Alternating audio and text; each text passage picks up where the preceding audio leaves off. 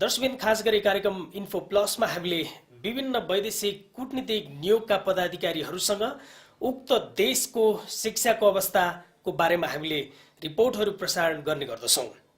आजको कार्यक्रममा हामीले ब्रिटिश काउन्सिलका नवनियुक्त कन्ट्री डाइरेक्टर ब्रान्डन म्याक्सेरीसँग एउटा संक्षिप्त कुराकानी गरेका छौँ र यो संयोग परेको छ भर्खरै पूर्व ब्रिटिश काउन्सिलका कन्ट्री डाइरेक्टर रोबर्ट मोन्रो र country examination manager Evan Davies विदायी भएका छन् र नयाँ कन्ट्री डाइरेक्टरको आवागमन भएको छ।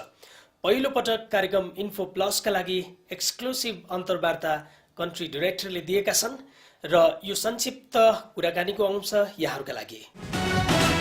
Info Plus for genuine information. First of all the best for successful tenure in British Council. Before you came here, you were working in Iraq. How was your experience? Well, there we were running various British Council projects in education and in English, in culture, a whole range of projects. But we had to do so in very restricted conditions. So I myself, for example, could only travel under armed escort. And if I visited universities, schools, etc., it had to be arranged beforehand, very carefully. How did you start your career in British Council? Probably about 35 years ago. It's a long time. It's a long time ago. I went to teach English as a foreign language in Sweden. And I liked it, so I continued. I then joined the British Council and then helped to run their teaching centres and also their examinations. And then later worked on their cultural programmes and their broader educational programmes. Brendan, you were working in South Asia region for a long time. What was your memorable experience during the time? The most striking was in China. Okay. Because before I went to China, I just had a view of, Chairman Mao and everyone just following one path. Okay. When I got there, I was amazed how developed it had become and how diverse it had become. And that I realized that it was an economic powerhouse. And over my four and a half years, I had to travel all around China as part of my job. And I was just amazed at the sheer size and the potential of the country. So I can understand that probably is the most surprising thing in all my life, is to come across that. How do you see the level of English of South Asian region as you have worked in China, Thailand and other Asian countries? I think the English level here so far seems to me quite good. I found it to be very good in parts of India, as you would expect because of the history. But in other places, not so good. So in parts of, let's say, Indonesia, China, Thailand, it has not been so good, but it is getting better. But in places like India, Nepal, Burma, there the level of English can be quite good. Especially in Nepal, thousands of youth have dreamed to go to UK, Australia, Canada and other developed countries. Do you see the trend is similar in other Asian countries as well? I think by and large it is. Okay. I think it's less so in countries like Singapore, Malaysia. And I think they're now looking to provide provide their own opportunities in the area. But I think in a large part of South Asia and Southeast Asia, I think they still look to study abroad, and often in places like United Kingdom, United States, Australia, even South Africa as well. Developed countries are attracting students from developing countries like Nepal and getting good revenue also. How can developing countries develop the education standard? I think, first of all, what they must do is be very clear of what their educational policy is and their long-term plan.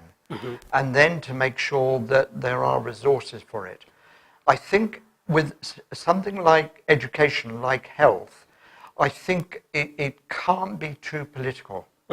It really has to be where all parties agree that the health and education of their children is first priority. Because if it's not, the future of the country is in doubt.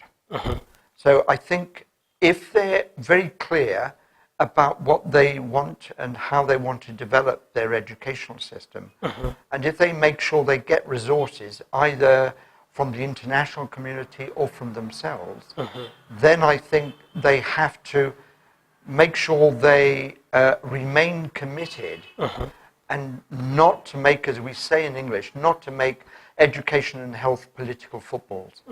They're too important for our children, your children, everyone's children. It's too important. What do you think about your responsibility in British Council? We would be focusing on the development of or supporting the teaching of English Okay. in throughout Kathmandu, the improvement of education in the country, and also in providing as many opportunities for people to take examinations and become qualified in various fields for their international career. Do you have anything particular in your mind that you are going to do in your tenure? We would wish to improve our communication to potential Nepalese students.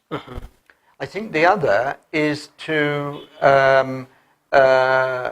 ensure that the UKBA, the British Immigration Authority, also are given a better understanding of Nepalese students, and that when they review visa applications, they do so with a full knowledge of the qualities and the strengths of Nepalese students. Because I believe there are a great deal of genuine Nepali students. And it's not only that we communicate with the students, but we also need to make sure that UKBA fully understand the situation here and the quality that exists in Nepal. Some of the British universities are providing UK degrees here in Nepal. Instead of going to UK, Nepalese students are now able to get UK degree locally. Is this beneficial for Nepalese students? Obviously, if you have the money, then studying in the UK is good, and it also gives you a completely different cultural experience. But I think on economic terms, and I think in terms of examples by which Nepal itself can study, I think studying for UK degrees and qualifications in Nepal is probably a good idea. And I think it might develop. Certainly in economic terms, it probably makes sense. Finally, anything left that you want to highlight at the moment? I hope I shall be here for at least 3 or 4 years, because it takes time to understand the culture. And there's a very rich culture here, and the people are not only lovely, I think they're very skilled and they're very strong. So here is a good opportunity for me to get to know Nepal and its people, but it takes time. InfoPlus, for genuine information.